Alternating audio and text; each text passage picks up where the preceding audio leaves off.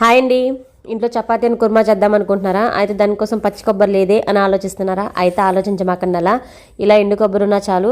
అలా ఎందుకు అంటున్నానంటే ఈ ఎండు కొబ్బరిని మనం మిక్సీ వేసుకోకుండా డైరెక్ట్గా ఇలా కుక్కర్లో వేసేసి ఒక 4 విజిల్స్ రానిచ్చామంటే కొంచెం మెత్తగా అయిపోతుంది కదా, అప్పుడు పచ్చి కొబ్బరి లాగే తయారవుతుంది అనమాట. టేస్ట్ అయితే సూపర్గా ఉంటుంది. పచ్చి కొబ్బరి కన్నా కూడా ఈ కొబ్బరితోనే సూపర్గా ఉంటుంది. నేనైతే ఇంకా మసాలాది వీడియో తీయలేదనమాట. దానికోసం కాకపోతే అల్లం, చిన్నులపై, ఎండు కొబ్బరి, జీడిపప్పు, ధనియాల పొడి అలా వేసేసాను అనమాట. ఇంకా తర్వాత ఏంటంటే దాంట్లోనే ఉప్పు, కారం కూడా వేసేసి పేస్ట్ చేసేసుకున్నాను. ఇంకా ఫైనల్గా పేస్ట్ అనేది దాంట్లో యాడ్ చేసేసాను. నేనైతే ఇలా పచ్చి కొబ్బరి లేనప్పుడు ఎండు కొబ్బరితోనే ప్రిపేర్ చేసుకుంటా ఉంటాను అనమాట. కుర్మా అనేది టేస్ట్ అయితే సూపర్గా ఉంటుంది. పచ్చి కొబ్బరి దానికన్నా కూడా ఎండు కొబ్బరితోనే బాగుంటుంది. ఒకసారి ట్రై చేయండి. ఇది తెలిసిన వాళ్ళైతే ఓకే, తెలియని వాళ్ళ కోసం మాత్రమేను. ఆ తర్వాత వచ్చేసరికి ఇంకా చపాతీలన్నీ కంప్లీట్ అయిపోయాక మిగతావి కూడా కాల్చేసి పక్కన పెట్టేసేసుకున్నాను అనమాట. మరుసటి రోజుకు ఉంటాయి అని చెప్పేసి. లేదంటే ఫ్రిడ్జ్లోనే పెట్టుకోవచ్చు. అండ్ వీడియో కనుక నచ్చితే లైక్ చేయండి. బాయ్.